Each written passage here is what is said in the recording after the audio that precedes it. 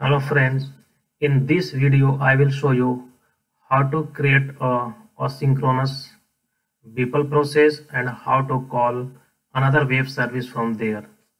So for that, click here and from there new, then project, and we'll select SOA project, click OK, and here you give the project name. So the project name will be my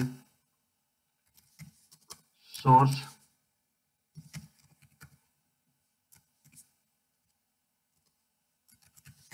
async project underscore. So you can give any name. So here I'm going to give my source async project. So source means this is the source service which is going to call another Beeple service, and the directory is going to be a default. Click next, then leave it like empty composite, then click on finish. So you will get this screen. So what I'm going to do, I'm going to create a asynchronous Beeple process. So for that, drag and drop Beeple process here and give the name like my source async project Beeple, and from here select the asynchronous Beeple process. So here it will ask you the input and the output, so leave as it is. Then I will modify the schema once it is created. Click on OK button. So this is created, and here we have the schema which is automatically created. So in this schema you see the input and result. So input, since the service which I am going to call has two input parameters, so I need to add one more element here, and the name I can give like a first name and last name. So this service will accept two parameters, okay, and these two parameters will be, these two values will be sent to the target service which will be called, and that service will return the response to this service. So that I'll show you how to do that. Click on the save button, save all. Our schema is already configured. Now I will create a web service here. So to do that, we have these many things like so we'll select soap and we'll give the service name here. So the service name I can give like any we'll give like target service, and here we'll give the visual.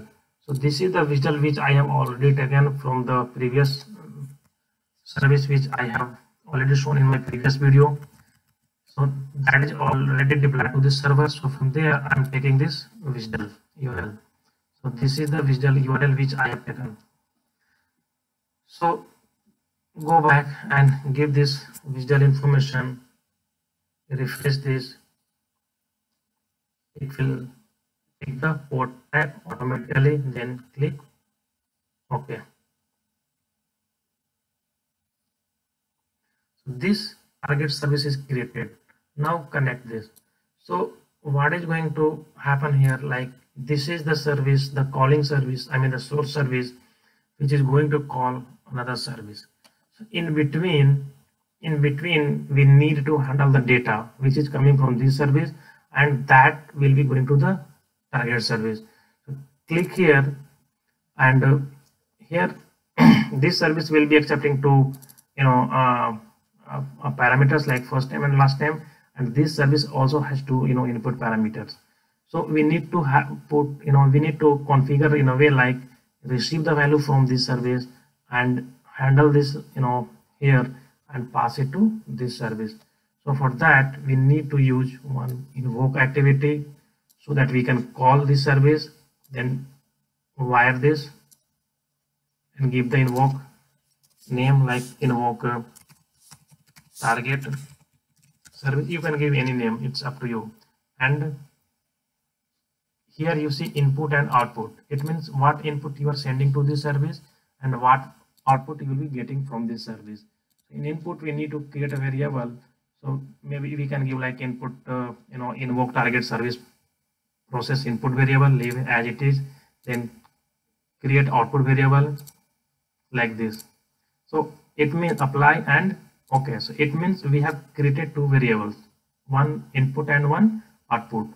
Now we have to accept the input from this service and we have to accept the output from this service. So I will show you how to do that. Use the assign activity and give this name assign input. So what input we are going to receive? So here is, see, input variable.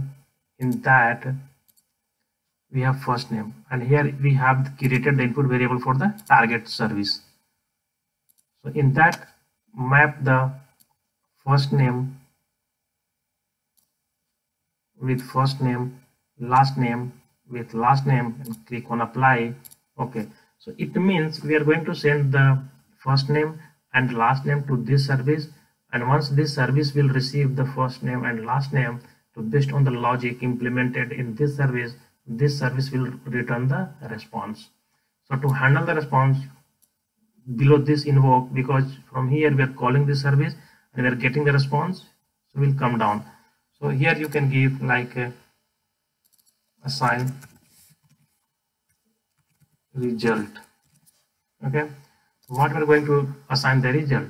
So result is nothing but the output variable which I have created earlier, and we are going to assign to this callback.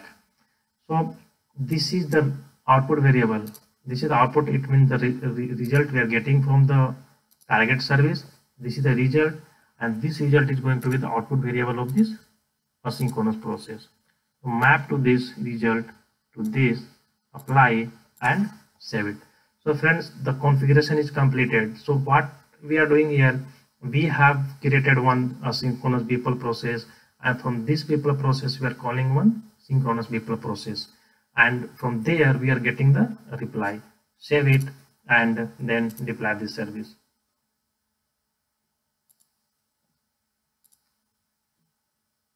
Next, Suadeo.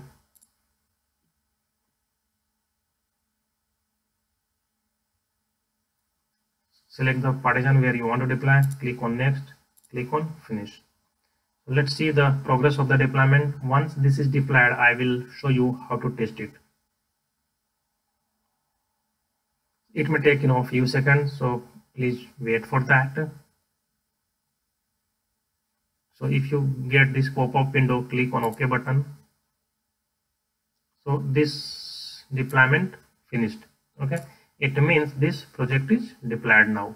I will go back to the EM console and will show you whether this project is there or not. So this is the default folder, deployed composite. See, my source async project. It means this project is deployed now, just now. So from this project we are calling this project. Okay, click here, click on the test button, and there will be a payload like first name. We'll pass like John. We'll pass, we can pass anything like